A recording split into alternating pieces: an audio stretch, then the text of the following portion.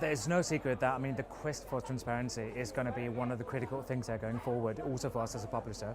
I think one of them, obviously, the fact that we want to make sure that advertisers who buy our media space, they also get what they have been asking for. So I think that is obviously an increasing demand from the advertising side as well, that you know exactly what you're buying, you know if you're getting what you bought, and you know what you paid for it.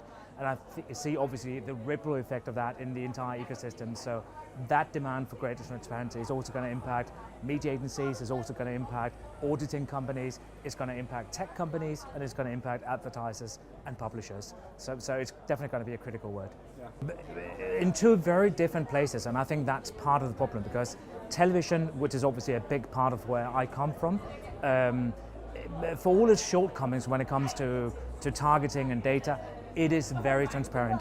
We've got an infrastructure which is built around a third-party panel which measures how many people watch something. That is used as a metric for which the agency is going to buy that inventory, and it's also the same system that's been used for the accountability of it. So obviously for television, it's actually very, very addressable.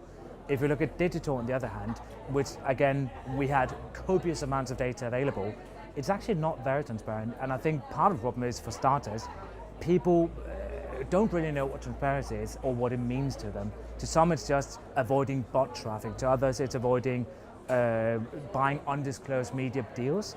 And I think that first of all, there needs to be some kind of consensus about what do we mean by transparency. And then second, we need to investigate the tools to enable that transparency throughout the entire ecosystem. And if the ecosystem could agree on it, the more the better, really. I think there's no question that the start of this quest for more transparency is going to be in the technology that's going to be used to measure it. And I think, again, this is all about how we define it. There's also, okay, do we do panel solutions? Do we work with first-party data? Do we integrate or merge panels? What I really want to avoid here is that we have some kind of black box solution in the market where that critical transaction, what you buy and what you get, is being measured by someone who just took all the ingredients, put it into a big pot, and out come the results that says yes or no, without any of the parties in that ecosystem really knowing, okay, so what is this made up of? How is this put together to end up with this result being either yes or no? There's no question about it that the ecosystem is becoming much more fragmented. The way that we consume content, the types of content, and the platforms we use to consume this on means that just going back a few years, we had to deal with, digital was really all about cookie-based solutions. We knew the technology and we knew to work with that technology. Now, if I'm just taking our own example here, we serve addressable television across iPhones, Androids, Chromecast, Apple TVs, desktop, smart TVs for that matter as well, the entire range here.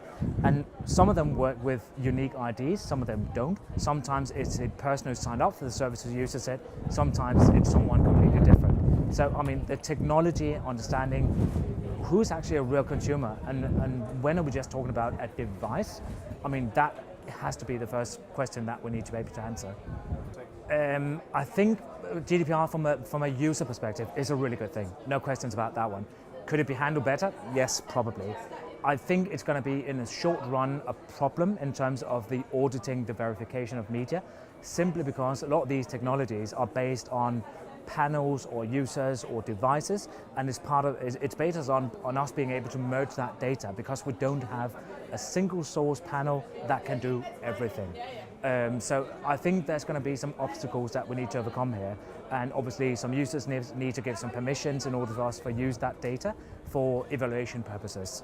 So yes, the short answer is there's going to be some problems with that. If I had to name one, and again, I'm very biased about where I'm from, I think addressable TV is interesting because it's taking some of the best features from the old world of media and how media works and the documentation of it, and it's combining that with some of the best things we know from digital in terms of working with data. So I think that combination of something old and trusted and well proven in combination with something that's going to take it to the next level is really interesting.